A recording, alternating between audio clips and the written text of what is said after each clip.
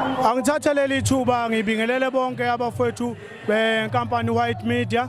Sibonga kakhulu siliqembu iZulu Messengers ukuthola leli thuba lokuthi sizoba ingxenye kuhlangene amaciko komculo kwaMaskanda nathi sicula ucothoza sizoba ingxenye. Sibonga kakhulu nakubaba uMcineko ukuthi awushebe lo mculo wesintu afake nabakacothoza ngoba sonke siwumculo wesintu.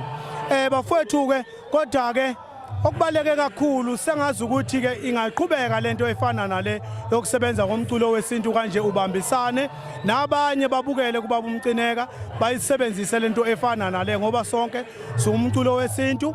Bafowethu ke noma ngabanga ngisashe eqaleni lo khuluma nani uyena ke umphathi weqembu iZulu Messengers obizwa ngokuthi umavula kuvaliwe. Siyazibongela kakhulu kubantu ke bafowethu abathanda kakhulu umculo weStathamia nokaMaskandi nombhaqanga.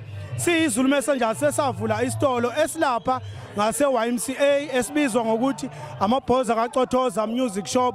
Uthola lonke uhlobo lomculo wesintu. Siyacela ke nalapho ukuthi abantu bakithi baseseke bawuthenge lo mculo wesintu. Angizibongele kakhulu ke kwinkampani White Media. Siyabonga kakhulu kwesiqembu iZulu Messengers.